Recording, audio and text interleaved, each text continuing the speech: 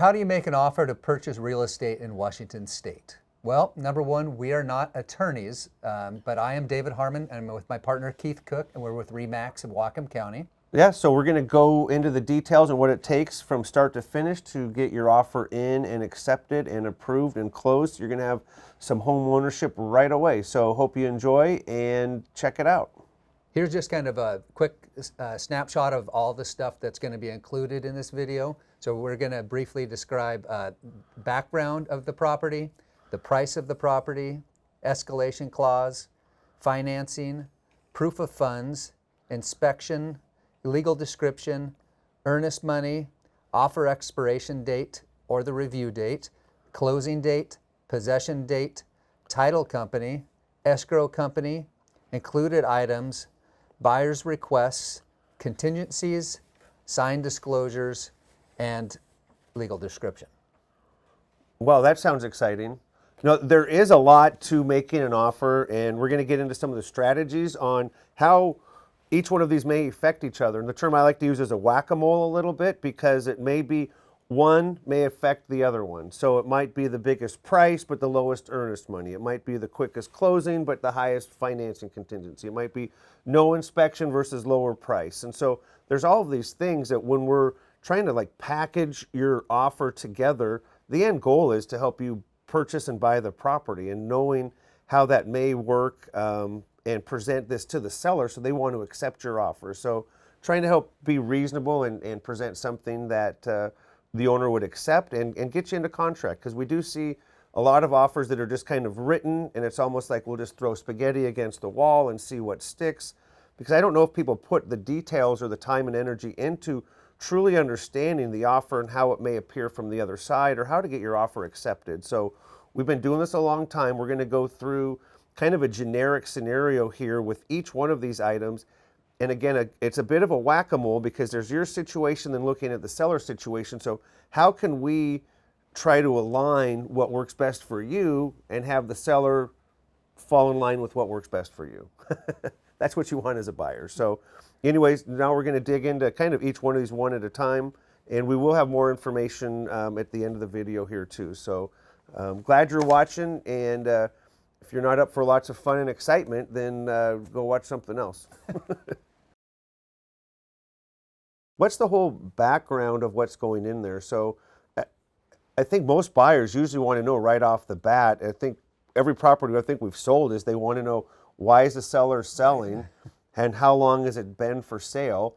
And the next one would be like, how long have they had the property, or how much did they pay for it? So we're trying to get all that generic stuff too, but I think we dig into other things. Like, what else do we dig into?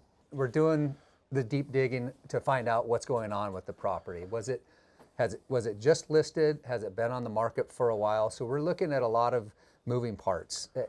Does that make a difference? Just listed versus, where would that make a difference?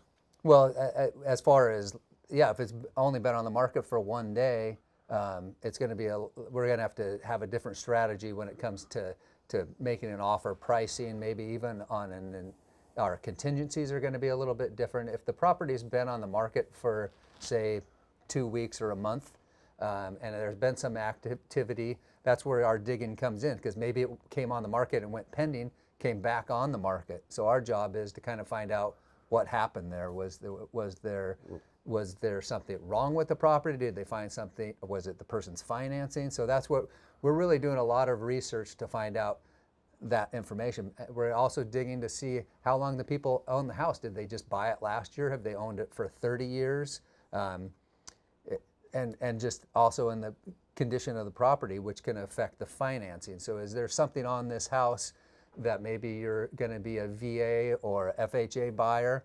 There's certain criteria as far as the house condition that could affect our offer, or things that need to be moved around. Well, it seems like a lot of this stuff is kind of strategy, and I think each one, I think it's maybe a theme of this, just here as we're recording this, just hearing that I think the strategy is going to come up a bunch. So I think, and with this one too, with the background, would be, it's the property background, the location background, almost like the background on the owners, the seller's information. So I think background is basically just information. So what can we do to provide you with as much information as possible. Well, I think that goes back to a lot of it because it is the motivation. So was it an estate sale, or is the couple breaking up and they're selling for that? Did they buy another house? Are they pending on another house, and they have to sell this to move to the next one? And that's something that you don't see if you're looking at something on Zillow or whatever and you see the price. And that's where having a good broker really that understands the process and understands how to get you from point A to point B.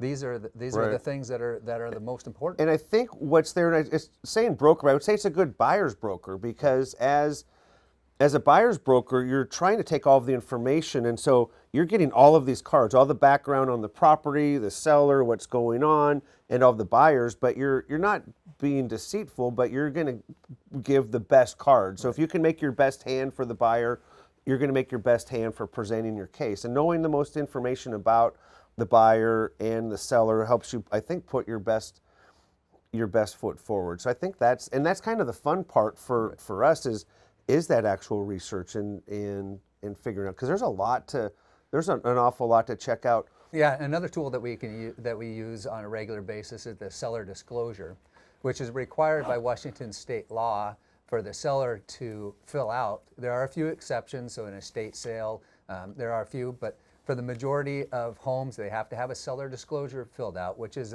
a multiple page synopsis of what's going on with the house. So they have to answer questions if there's a drain field, septic drain field on there, all the way down to was there some remodeling? Are there any conditions with the house? Is the roof, has it leaked in the last 5 years? So there's a ton of information that if filled out properly will give us a good insight to what's going on in the property, and then we can use that to springboard to some other questions. But it is a good tool that's available, and we'll seek that out and get that in our hands so that we have that to work with.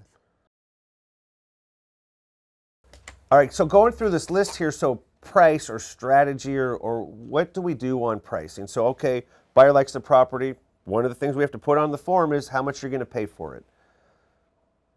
We don't know. It depends. It's a complicated situation. So, some background. We know if you're going to get financing, it's going to be subject to an appraisal. So we can't pay $200,000 for a property that's going to appraise for $100,000. So we have to keep that in mind. If you're paying cash, we don't want you to pay $200,000 for a $100,000 property. So, what are some of the strategies? So, I think somewhat is, again, reviewing and having all of the background information. So we're going to assume that we have the seller background information, we have their motivation, we know where they're at. One of the backgrounds, looking at the comps, what do the comps say the property would support? And how important is this home for you? Is this the end-all, be-all home that no matter what, this has to be important for you? So we've worked with first-time buyers and scraping every dollar and making sure that they have to, scratch and claw in order to get their offer accepted. Then I think we're going to be a little tighter on some of the numbers. When we're dealing with, I would say, a little bit more affluent people who are just like, this is what I want. Like on TV, they walk into the house, I'll take it. So that happens sometimes too. And these people are in a position to get what they really want. So pricing, I guess, depends on the whole situation and scenario and your motivation as well. How fast do you need to get in? With your interest rate, do you think the interest rates are going up, or the lock is going to go up or expire, or you need to move and you're coming in, your lease is up? So some of this, if you have to move at a certain time frame, then it's worth it to pay potentially a little bit more for the home, because that would avoid you a second move, or you're moving into an apartment for a while, or trying to just get kind of life started. So pricing is, I would say, an individual by individual assessment, and we look at each one independently. One strategy with this is, say there's a multiple offer situation. What can happen in this case? So what happens in a multiple offer situation? Some sellers' strategy is that they will list the price lower. Say it's worth $100,000. They may list it for $75,000 with the idea they're trying to gain interest in the property. So all the brokers in town say, wow, did you see that house for $75,000? It's a great deal. Yep, I'm bringing my buyer. Oh, you're bringing your buyer? I'm bringing my buyer. So all these buyers come up. You end up creating more activity for a property. And now these buyers end up saying, well, I'll pay 75. Dave's guys, I'll pay 76, 77, 78. So how do you reduce that into writing? It's almost like a little bit of an auction, written auction, as far as what's going to happen with the offer. So my offer, my offer may say 100,000. Dave's offer may say, all right, we'll go 100,000, but we'll beat any other written offer by $3,000. Monica's offer comes in at $105,000. Now Dave's buyer just went to $108,000 because he was going to beat the other offer by $3,000. So a little complicated in a nutshell, but that's how it basically kind of works, is that you can make an offer that's subject to beating another offer by a dollar amount. So a lot of this is going to be complicated. We will have all the forms we're discussing in here, so that is an escalation clause. If you want to see how that's written, look in the escalation clause addendum and you'll see how that's written. Personally, when the offer comes in, I don't like to use them as the listing broker. If I see an escalation clause, usually we'll cross it out, counter the price on the front page, but we will provide as a courtesy at least the front page of the other contract. So the buyer basically has the trust or knowledge knowing that there was another offer. On our fun list of included items on what to put on your offer is financing. You're going to pay cash. That's the easiest. We love cash buyers. You can write a check for the property. So most people can't do that or see the interest rates and would rather borrow some money. So what's the process for that look like? How to borrow money to purchase the property? Because let's just say the property is 100,000 and property isn't 100,000. Here's just an easy number, but 100,000. If you have to put 20% down, you got to come up with 20 grand. If it's 500,000, you got to come up with $100,000. So not everyone's rolling around with that much cash. So how do you buy a house? Well, you finance it. You put a percentage down and the bank lends you the rest. We got a whole other video and where we meet with lenders and go into the ins and outs of financing. But for the sake of argument, we're going to figure out that you have your financing figured out, and we're going to move forward knowing that. So you have started the process off, met with the lender, you're going to get financing. We're going to know up front, do you need any concessions from the seller or something? So it might be that you want some closing costs. So we would want to include that in the offer, and what your closing costs may be would be cost to borrow the money. So when you borrow the money from the bank, they're going to want an appraisal. Well, someone has to pay for that. There's going to be loan origination fees. There's going to be title. There's going to be escrow. So part of your closing costs, it's not just that you pay $100,000. You may have $2,000 or $3,000 in incidental costs on top of the purchase price just in your closing costs. So is there a way to finance those? So let's just say you only have the $20,000 down and you don't have the $22,000 or $23,000 down it takes to buy it with the closing costs. We may include the offer. We may offer them $103,000, and then the seller credits you back $3,000 towards closing. They still get $100,000. You can now get it with your $20,000 down, and the $3,000 just financed in there. Kind of an odd way to do it, where we have to write these into the contracts, but just for the way the lenders work, that's what's required, and we just play within the rules. So see our financing video on that, but for the most part, every offer is going to have some information dealing with the financing, maybe a letter from your lender stating how you're going to qualify, but financing is huge, and that's something we want to work on up front. It's one of the very first things. Meet with the broker, meet with the lender to make sure that we're putting this whole offer together. It's actually going to work, and knowing with this letter from your lender saying you're going to qualify for this house, assuming there might be a couple of different offers, if your offer includes this letter from the lender to say, yeah, you qualify, that's going to be huge, and that very well could tip the scales in your favor to make sure you get the property. So that is something on each offer as well. The two biggest contingencies that we usually see in an agreement are financing and an inspection. And there's a few different ways we can work the inspection into the agreement, but the background is just truly understanding what is the inspection. So the inspection is when you hire a third party to come out, take a look at the property, and they look at all elements of the plumbing, the heating, electric, roof, all that other stuff. They'll create a written report and let you know what all the gigs are with it. There will be things that could be addressed or improved on a house, even brand new construction. There's stuff they could still work on different. But you'll have a report. It's a nice basis to see, like, here's what's important to be fixed or safety concerns or not. But assuming that you have this inspection, so I guess put that over there. So knowing what happens in the inspection kind of lets you know how to potentially deal with your offer, how to write it up. Traditionally, inspections work. So how would it work on a traditional offer? So if you're going to do a traditional, straightforward, linear agreement, how would you work traditionally? Traditionally, it'd be a 5 or 10 day period of time that you would be able to have that inspection done. So you get in contract, you make an offer, offer's accepted, and then part of your agreement says you're contingent on an inspection, and they have 5 to 10 days to complete that? Right. Yeah, so they're going to come out, they're going to get that report like Keith said, that it's going to give all the details on it, and then at that point in time, we have multiple responses on how we can reply to our inspection to the seller. Right, so, and here's where strategy comes in too. It all depends on, and there's so much strategy in all this and background. So how long was it listed, pricing? As much as all the pricing information was there, almost the same as far as inspection, what you might be able to ask for. So at the end of most inspections, it's going to be, the buyer can just cancel it. You don't like it for whatever reason, you don't like it, cancel the agreement. You know, you don't like the outlet covers. Well, there you go, sale's off. It's your unilateral decision as far as why you're going to cancel your sale. No, we're speaking traditionally on how our agreements are prepared through the multiple listing, but the way the multiple listing is, you don't like it, you can just cancel.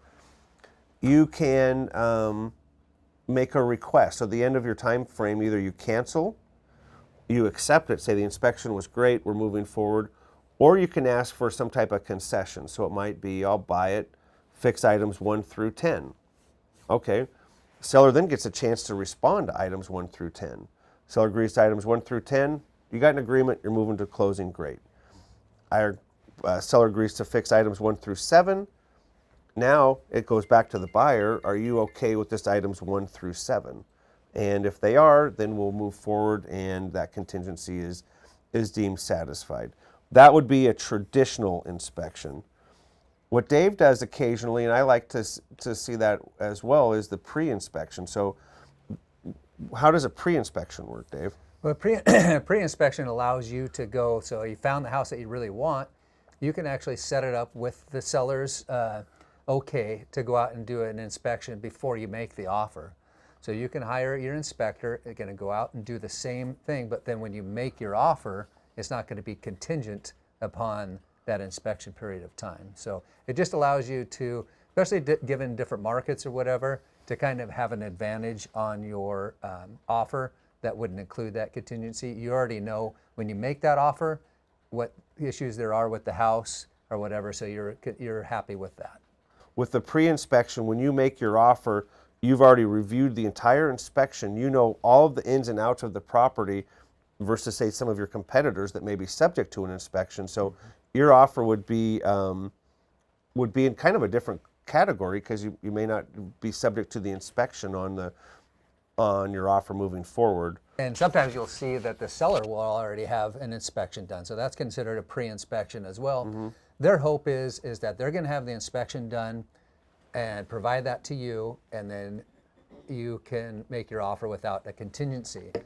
But they've done that, but you are still allowed to go have and make your offer based on your own inspection as well, because maybe they did a pre-inspection and some items were fixed, or maybe there's some red flags that as buyer brokers we would say, you know what, probably better to have your own inspector go out there and just double check all this stuff. So just because the seller has provided you with an inspection report doesn't mean that you have to take that and run with it. You can still hire your own inspector to go out and do another inspection. Right. And sometimes you'll see it'll be like a pass-fail inspection. So depending on, maybe there was a couple offers that came in and they like your offer, but they're like, instead of, having your inspection and asking for, 10 punch list items that need to be done, can you just make it pass fail, and that might leapfrog you over another offer. So or you can make your offer just like that, like, hey, we're not going to ask for a bunch of stuff, we're just going to do our inspection, and it's either going to be okay or not okay, and then we can move on. Because sometimes the seller's fear is you're going to do the inspection, you're going to come back and ask for a list of 20 things, and that's just not going to work for their situation, so they just might ask, or you might offer just a pass fail. That way you know the condition of the house, you know what you're getting into. Sure.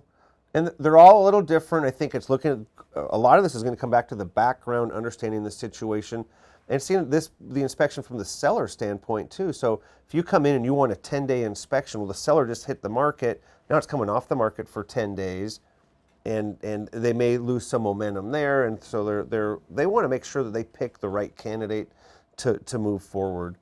But one benefit on your pass-fail analogy is that, let's just say you do the inspection, or you do the inspection, they can still request, even if it says something there, it's still, even if it's written pass-fail, you can still kind of come back, and I've seen brokers still try to negotiate, because if it's pass-fail, something comes back big, they're like, yeah, we're not going to move forward unless this is addressed. Well, that doesn't mean the seller still can't address it. It's just the intent is they're not going to get nitpicked with these small little items. Mm-hmm. Cool thing with the pre-inspection is, let's just say the pre-inspection determines you need a roof. All right, well, your offer may be written, we'll buy it, but we need a roof. So you already know that going into it.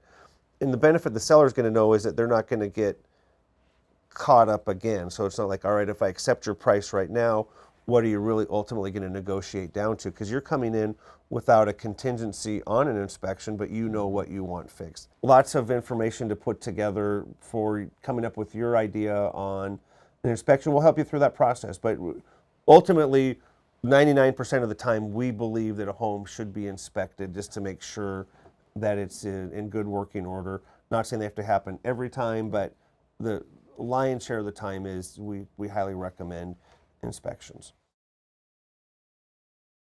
All right, so next up is we go through legal description. So each agreement needs to have a legal description, which is it's just written up what the property is, and so it has to be described, legally described, recognized by each state as far as how that property is described. So you get a legal description and a tax parcel number. The tax parcel number is not the legal description, so there is a legal description for each parcel. It may be lot 1 of the happy-go-lucky short plat, and that is your legal description. And that would be there might be one out there. So there's a lot of funny names for legal property. So anyways, each offer must have a legal description.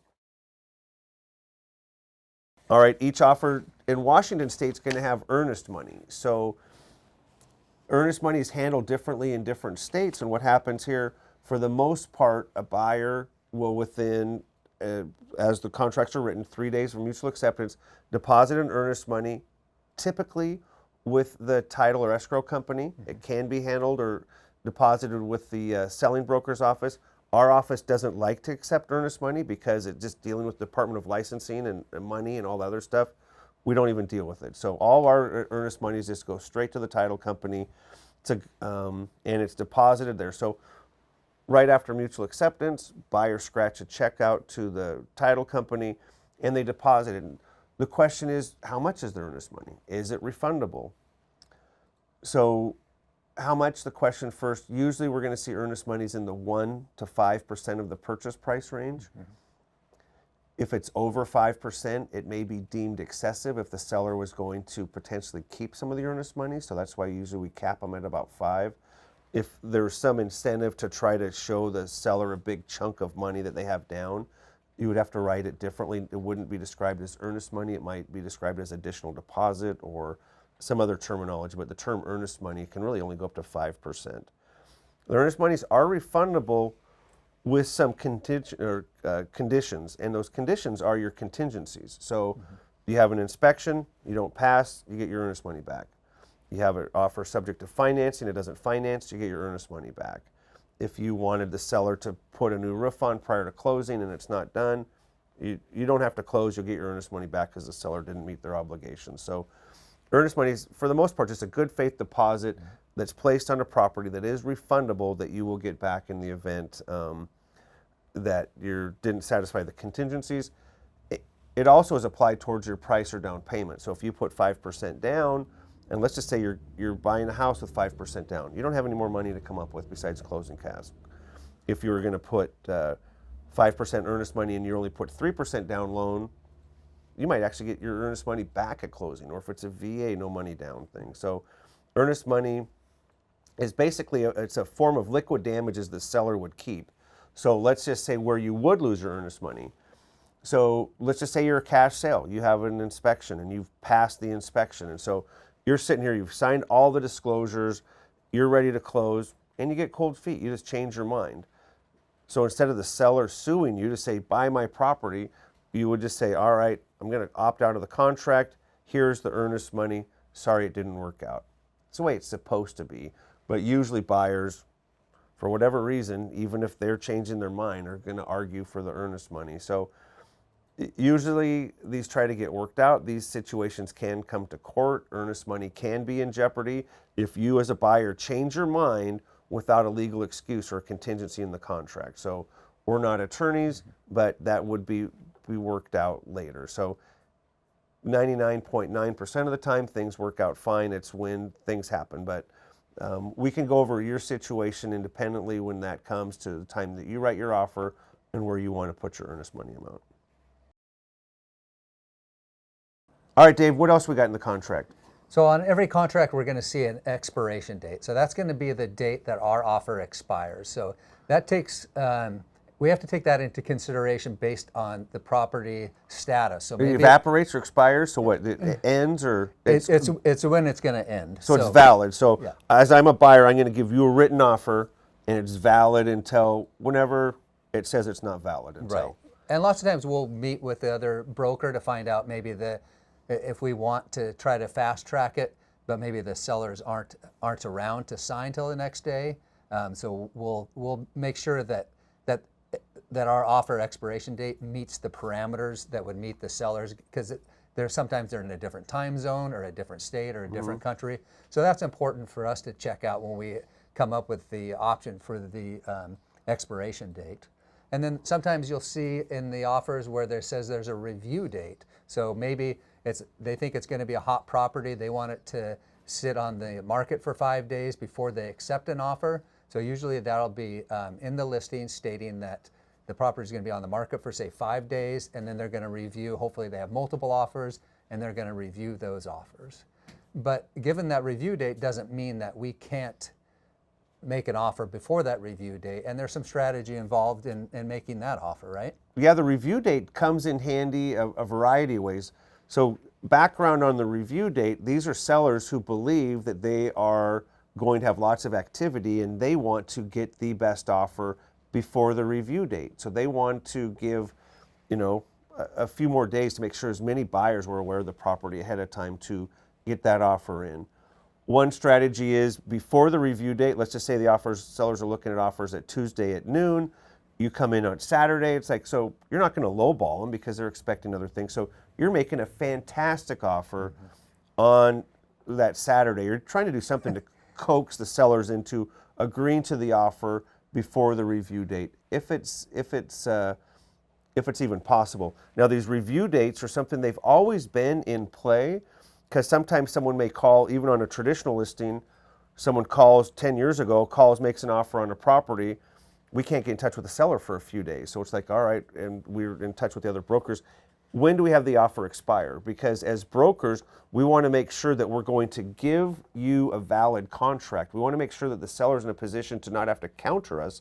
We don't want the offer to expire on Friday if they're not meeting with the seller till Saturday. Or we want to make sure that when the seller's signing the contract, they're in a position to sign a legally bound contract, and for you, the buyer, that represents the buyer. So if it's going to be an offer that you're going to, say, try to get before the expiration date or before the review offer date, you could say, that's fine. You're looking at offers on Tuesday. Well, my fancy offer expires on Saturday, and we think it's going to be the best offer that you might get. So you can either take our offer on Saturday or roll the dice and see if you, Mr. Seller or Mrs. Seller, think you're going to get a better offer on Tuesday. So again, a lot of strategy on something just as simple as when is the expiration date. So not that we overanalyze, but it's, maybe hard to explain, but try to get into each little crevice of what an offer may be, because all of our information should be relayed to you to go over each one of these items that would go into what it takes to make an offer. All right, so we bundle this all up and we have mutual acceptance. So the seller accepted our offer. Congratulations. Now we go to the next step. It's kind of the closing process. So this is when we're going to deal with all of your contingencies, financing, inspection, septic well, all that other stuff. Boom, we're going to work through all of your contingencies and start the process. Traditionally saying how long it's going to take to close. If it's a cash sale, it could usually close within a week, assuming that the listing broker has the title already open on it. All parties are available. There's no FedExing for original signatures. But so that's like, smoking is to try to get it done in a week. And you're also looking at the relationship you have with your title company. Are they ready to go, and how busy they are? If it's the end of the month and they've got all these appointments, you're not going to have much luck there. So again, this little background is making sure if we are trying to close quick, that we are in touch actually with title or escrow ahead of time to see how fast can we close this, and that's part of our initial offer. But so as fast as possible, 5 days, it can go years if you wanted to go on, if it's a delayed sale or owner contract type of thing or lease option. But usually we're going to roll within the 15 days is the earliest, to the 45 to 60 days on the outside for closing. And that's taking everything into consideration. And a big thing is with buyers financing. That takes a while to get financing, get the appraisal, go through all the hoops. So that does take a while. But we think it's well worthwhile to go through the process, and hopefully you'll it's a pain in the butt, no doubt about it, for people asking you why you were late on your JCPenney bill 3 years ago. But you got to help them out, give them the information, because the lenders will ask for every little ounce of information. The sooner you can get that, the better your chance you have of making sure the closing date. What other scenarios do we run in on possession? Well, I think, it's definitely can be a big negotiating term. It goes back to trying to figure out what the seller's motivation is, what their situation is. Obviously, if we go into the house and we see that it's vacant, they've moved out, maybe they've moved to another house or something's happened, the house is empty, we know the closing date and possession date probably is going to be pretty close. But say there's somebody living in the house and they need a little bit of time to move, so maybe we have to offer what they consider like a rent back. So we're going to close on the property on the 1st of the month, but we're going to let them have possession of the house until the 14th of the month to allow them to move, or maybe they're buying another house and it's not closing, so we're going to use that. So that's a lot of dots to connect. So it's basically the research or the background that we've done earlier is understanding what the seller wants from the sale. And sometimes they may put it in the listing that the seller requires this much of a rent back. I know personally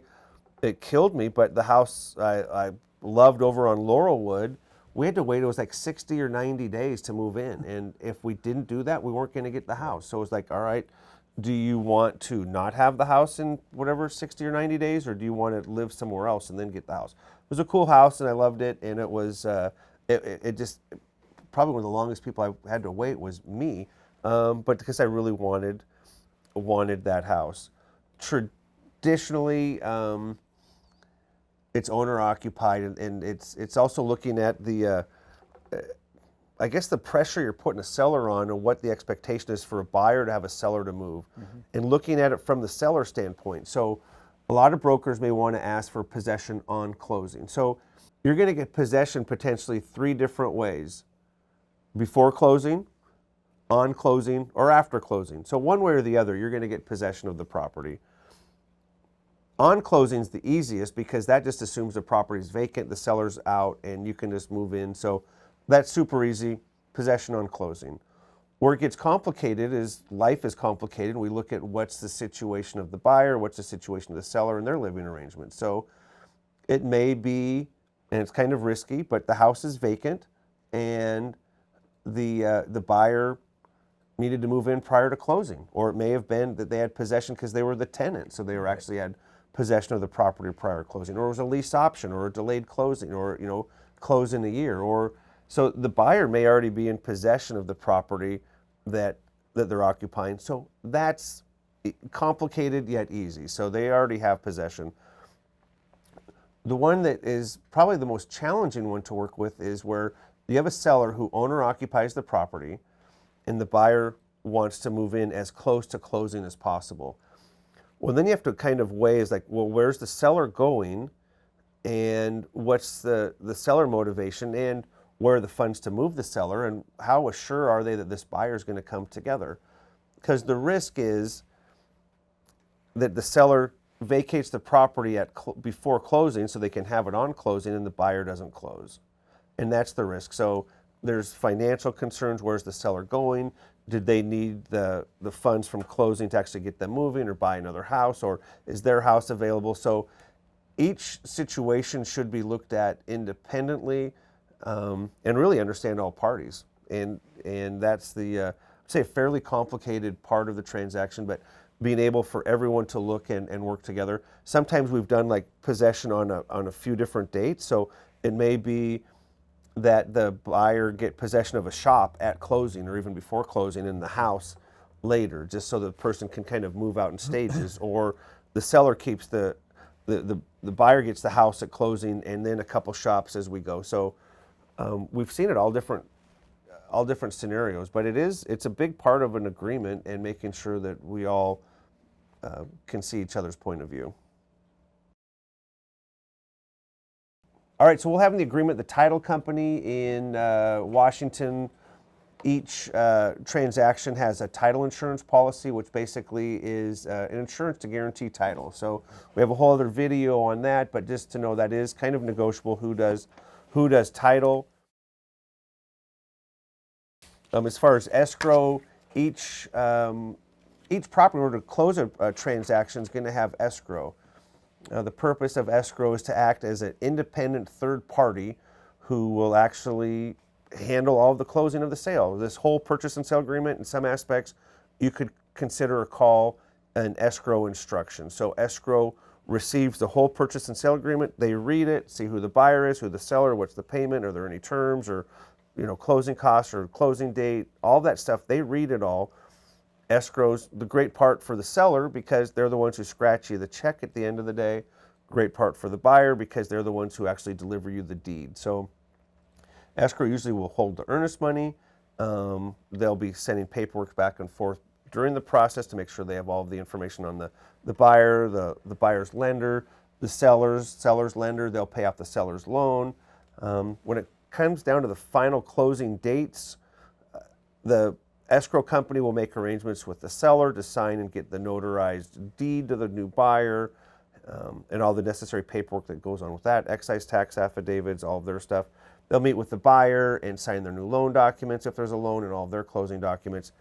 They accept the loan and the money and the deed, and then they simultaneously record it and transfer them over to each other so they handle closing. It's the extremely necessary part of the transaction. This is different in Washington state than it is other states because other states have like table funding. It's completely different from Canada. So this is Washington what to expect as an independent third party or escrow agent act to facilitate and close the transaction.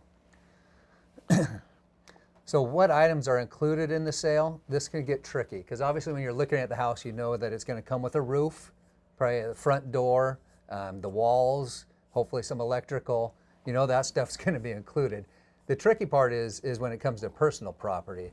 So on our agreements, it's going to state, what appliances are on there. So it's going to state whether or not they're going to leave the refrigerator, the stove, the range, the microwave.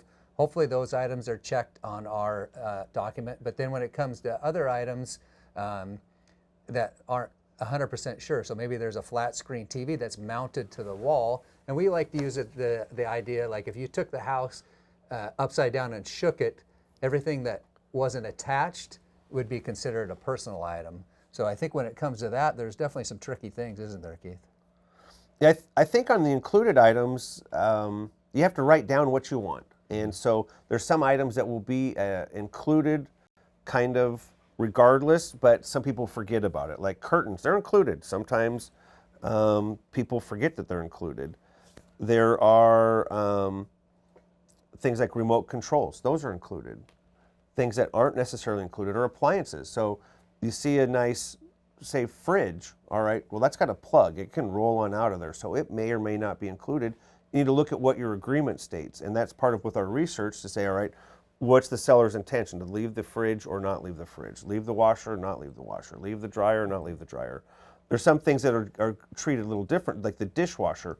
Well, that's hardwired in and plumbed in, so that's going to be included. The seller just can't take it there because it's already included. So looking at each item, there's some things like sheds and swing sets. So, but each offer will reference what the included items are. And again, like with all of this stuff, we have all these agreements. If you want to see the purchase and sale what's standard, hit us up and we'll send you the whole agreement so you can see what is standard. We're not trying to make this any longer than it has to be, but each offer is going to have an idea of what items are requested. And speaking of requests, there also may be in an agreement, like what are the buyer requests? Is there anything special that the buyer is asking for any particular reason? So it could be buyers wants to buy a house and request a swing set. I'd like the swing set. All right, we can ask that. Some things dealing with the financing to make sure it doesn't seem like they're giving it for free. So there's some of the wording that we'll put on that. But so buyer could request, an item that they have a liking to. If it's cash, it's the easiest. Someone may want a tractor. Someone may want some building supplies. There's a lot of times people have seen a house and they want some of the included items. So they like what the seller has and they want some of that stuff. So either they may be asking for some personal property. They could be asking for some repairs. So the buyer may see that they're making an offer and they think that it's going to need to be painted in order to pass the appraisal because it's an FHA appraisal and there's flaky paint, and FHA doesn't like flaky paint, so they want the windows painted. And so there's getting permissions and what's going to ask for. So even as part of the offer up front, your offer could say, Mr. and Mrs. Seller, can you please paint the trim white? Right. Well, that's part of your offer, and that can be included as far as what are your special requests. We also may get not necessarily the request of the buyer, but it's just like other contingencies or things that people are looking for into an agreement. So, I mean, that list is a huge list. Right, yeah, and it comes down to multiple things, because sometimes maybe you're moving into a neighborhood that has an HOA, so a homeowners association, and those can be daunting to look through because they're going to supply you a list of what the homeowners it's basically rules and requirements to live there are. So you're going to have a period of time to be able to review those. And you're going to see that also in a condominium, but then on top of a condominium, you're going to have some CC&Rs, but you're also going to have a resale certificate that's going to go through and give you a list of how much money they have in reserve funds. So you're going to be able to review during that period of time. So some of the additional contingencies can get pretty extensive.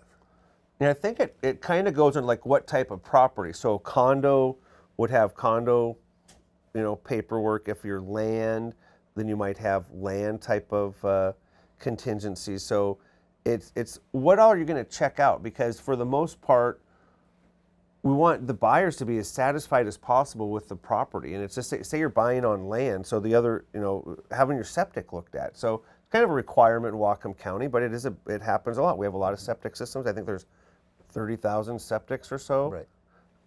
35,000. There's a lot of septics in Whatcom County. They're not all documented. It's a whole story. They lost the records back in 1971, and it's just septics are a pain in the neck, but they're great. You don't have you're not hooked to on-site sewer. So septic's a whole different issue. We got a video on how septics work, but for the most part, if you're not off grid, you're just, off the beaten path and you don't have city sewer. So you'll have your own on-site sewer disposal system, which is basically a big old tank in the ground with some pipes coming out of it. And then the liquids go in, they come out, they go around, and not too exciting, but it basically, it's a system that you can sustain living, away from the sewer system and be on a septic system. But you want to get it checked out. You don't want to buy a house and all of a sudden you need a new one of these systems. It could be $20,000. So we're going to have that checked out. You're going to look at potentially the well. You're going to see, and that's on properties on acreage if you have your own individual well. you might need to sell a house, you might have a house in contract. There's just a lot of different things that we may add, like what's your specific situation for what you'd want. So part of that comes with their, not just the seller background, but the buyer background. So what is the specific, you might be waiting for a bonus, and there might be proof of funds that you're not gonna be able to close until you get your bonus that you get annually, and so we're gonna make it subject to you getting that annual bonus. Or maybe it's subject to you getting a gift from a relative, and so we're subject to getting the gift letter paperwork received, or getting something dismissed, or if it's you're in a lawsuit, or even if someone else has to sign off on something. If it's a divorce situation, it may be subject to having the other spouse sign off on the paper as well. So each situation is different, and these are basically what are contingencies, and the majority of them are buyers' contingencies. There are some seller contingencies. It might be that you want to review the title, or have an attorney review it. There's a slew of contingencies that people can add, and in some aspects, I think they're great to have. We have a lot of them. Sometimes there's too many, where you might have one contingency that would basically blanket 6 or 7 other contingencies. So I'd rather have one good contingency than 6 or 7 kind of poorly written ones. Right. So with some of those contingencies too, a lot of it just like property background and information. I think that's where a lot of them go around, and some of that has to also do with like disclosures as well too. So next on the list would be what potential disclosures. So we'll of course given you the agency disclosure to understand how real estate agency works in Washington State. If you're buying a home built before 1978, you might have a lead-based paint disclosure. Sometimes we're right on the Canadian border. We need to add on each transaction right now the Foreign Investment Real Property Tax Act disclosure, just so buyers know that if the seller may or may not be Canadian. That's a federal requirement. The seller property condition disclosure, which we went into a little bit earlier on inspections. And sometimes there's some local disclosures dealing with farming, agricultural, depends on, it could be sound or noise if you're on some of the islands. There's a lot of those. Again, all of these are linked, and if you want information on all these disclosures, there's a lot of information on them. Our goal at the end of every transaction is to try to get a great Zillow review, or potentially, help us out. Let us know if you have any friends or family looking to help buy a house. So that is what we're trying to do. We do try to create not just a client, but a friend on each transaction that we're working on, that they realize we got their back the whole way through. If you found any of this information useful or would like more info, I'd suggest you contact us. Either email, text, or zing us, or bing us, or however you want to get us. But get in touch with us, and we can get you all the information. We'll have a bunch on our website, BmR&x.com.